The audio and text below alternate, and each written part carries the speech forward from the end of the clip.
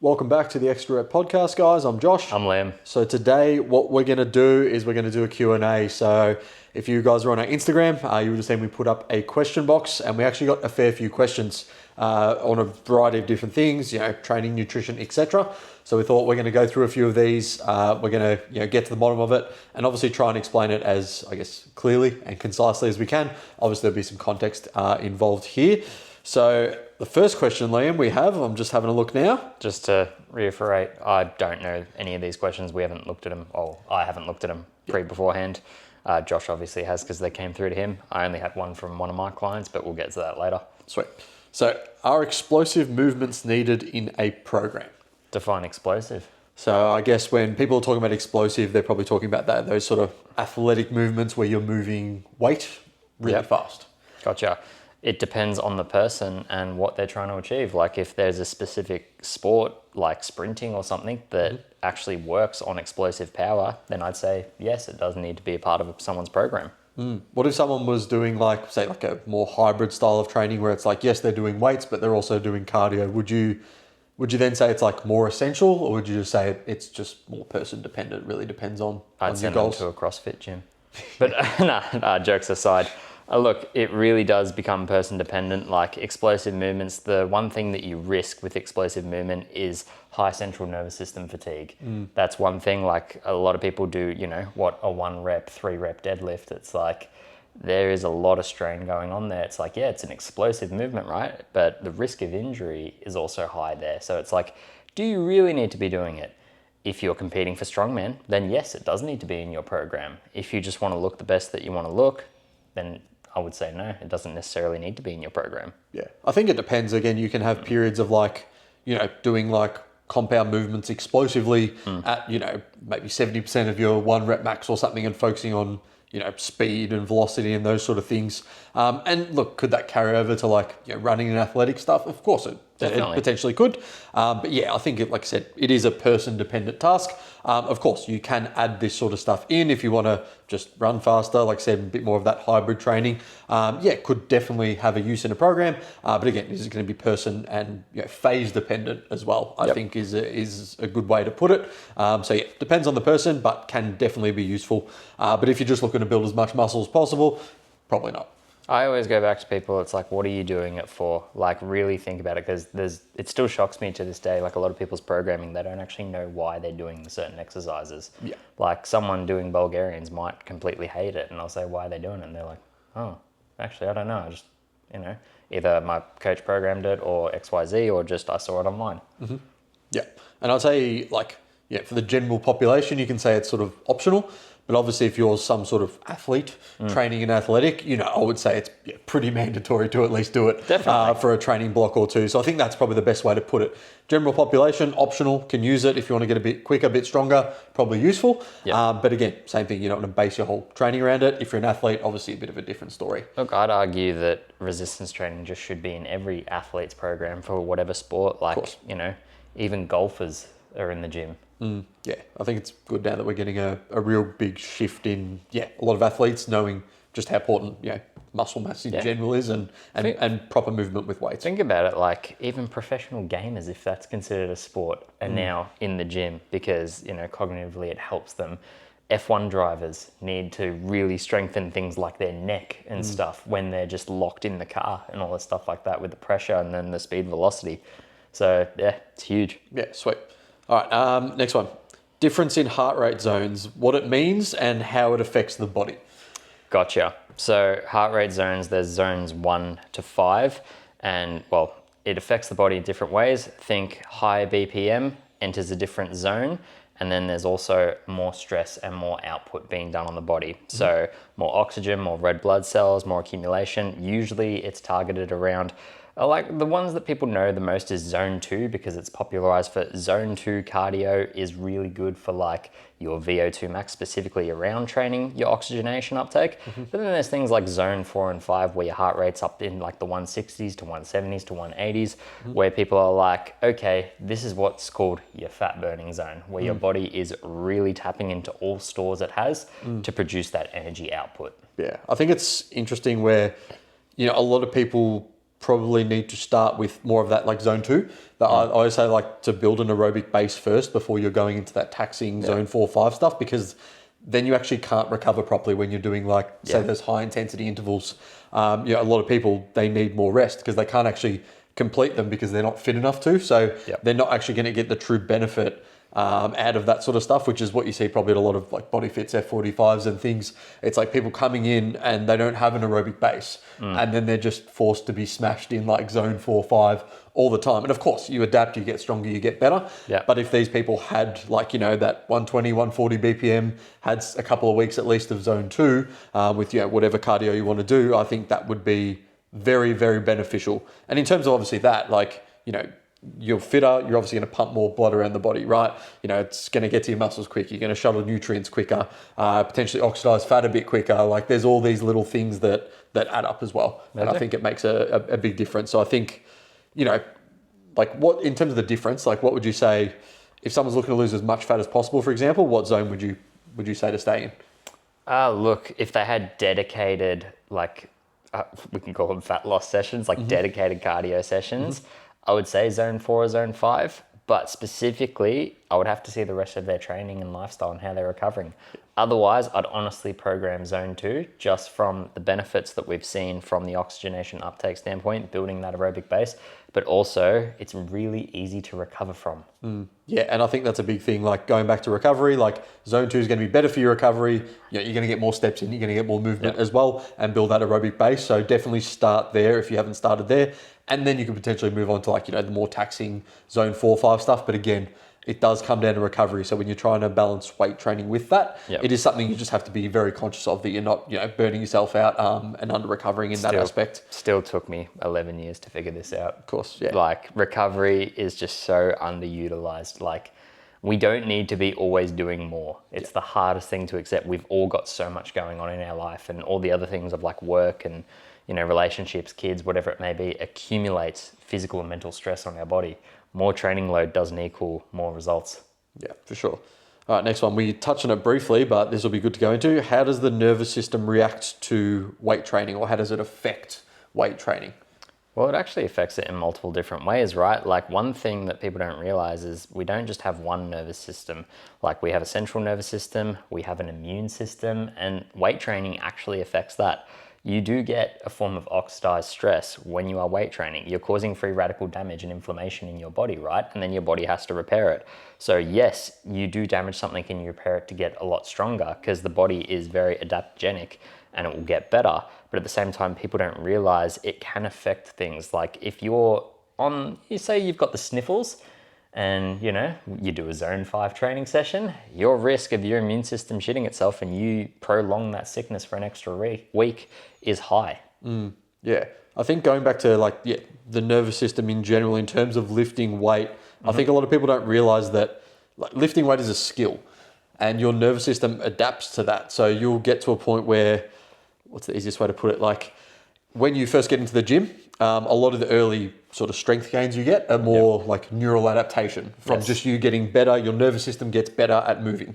And then, let's say 3 to 5 weeks later, that's generally when the sort of muscle adaptations sort of come, which is why you've probably seen people in the past recommend to stay on a program for like 6, 8, 10 weeks and not trying to change a program every 2 to 3 weeks, because the problem that people have is, again, they go to the new program, they get the neural adaptations of the new exercise, but generally they're not really growing any muscle. And that's why they go in and go, but I'm getting stronger every single week, but they're changing their program too often for then that muscle effect to take over. So I think that's a really interesting one. And in terms of like CNS fatigue and that, like if you're going to do like one heavy deadlift, right, like a 1 rep max where it's your actual true 1 rep max, in terms of your nervous system recovering, it's probably going to take you like 10 to 14 days. Like you won't be able to come in 7 days later and do a true 1 rep max. Not talking I could maybe do a second one. A true 1 rep max. So your nervous system does get fried, does need recovery. So I think that's really important as well when you're obviously balancing how heavy you're lifting, how many times you're training. And again, context is key in that situation. Look, the context around like how many working sets did you do? How many warm-up sets did you do to get to those working sets? Also, when we look at nervous system and central nervous system fatigue compared to weights, how long are you resting in between your sets? And then another system, the cardiovascular system, comes into play, right? So there's multiple different systems, but training does affect your nervous system, but so does literally everything. Yeah. So just like everything, you need to track and manage it accordingly. 100%. And the last thing I will mention with like CNS, a lot of people have the, percentage of 1 rep max. So I like to use it with your nervous system. It's like, imagine like you got a Christmas tree full of lights, right? And these lights, as you're going up in percentage, more and more are starting to turn on, right? Once you get to probably 85%, that means they're all working, which is, you normally have 5 rep max roughly, around 85% of your 1 rep max.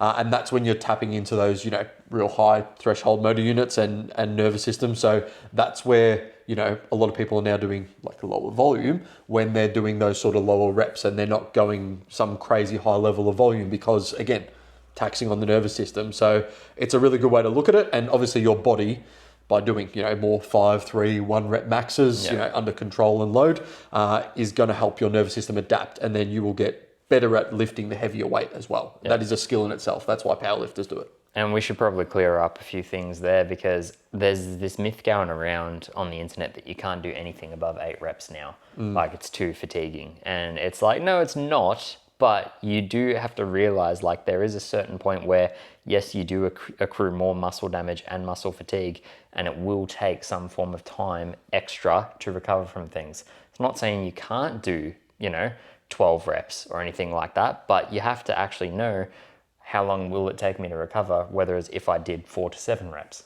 Yeah, and again, like I said, it goes back to the skill, goes back to, do they know what they're doing with the exercise? Is it new? Is it going to be neural adaptations, And like I said, with someone new to the gym, like I would much rather them do 3-4 sets at, 10 to 15 reps to learn the skill of the movement 100%. Before they then start going down into that heavier rep range, even though it is, quote, more optimal as well. And look, we know through literally training, like the mind-muscle connection is a big thing for a lot of people, but more so newbies. We know that, as you get more advanced, it's less relevant, but doing a high rep set for a newbie who's going to make gains regardless if they're a newbie, why not get them to feel and learn how to contract their muscles? As you said, it's a skill and it's a neural adaptation. Yeah, for sure. Sweet. All right, that one's done. Glucose and insulin.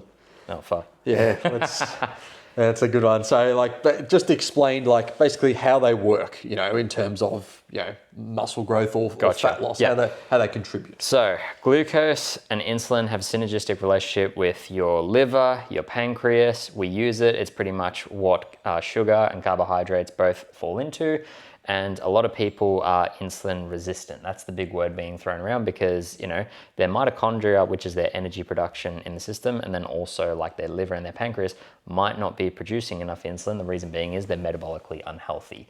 So when they do eat carbs or sugar, they feel like crap. But if you get someone who is very healthy and is actually efficiently using those carbs, and insulin is a precursor to growth hormone as well.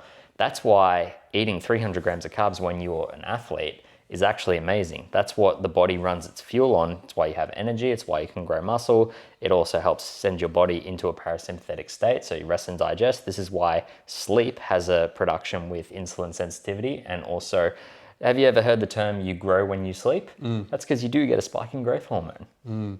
Yeah. So I tried to answer that as simple as possible, even though it probably sounded complicated. Could you go back to like the metabolic, flexibility or inflexibility? What makes someone not as metabolically flexible as someone else? Yeah. If you can use carbs for fuel or not. That's literally as simple as it is. If you eat carbs and you feel really sluggish for like 20 to 30 minutes after and you feel like you need a nap, you may be insulin resistant or you maybe are just sedentary. Yeah, cool. There's 2 different factors there. Yeah. And what's the easiest way to become more metabolically flexible? Lose body fat, 1, clean up your diet, go for walks after, each of your meals, get a good night's sleep, and also hydrate. All the magic things. That's 5 right there, and it's like, it sounds so simple, right? Yeah.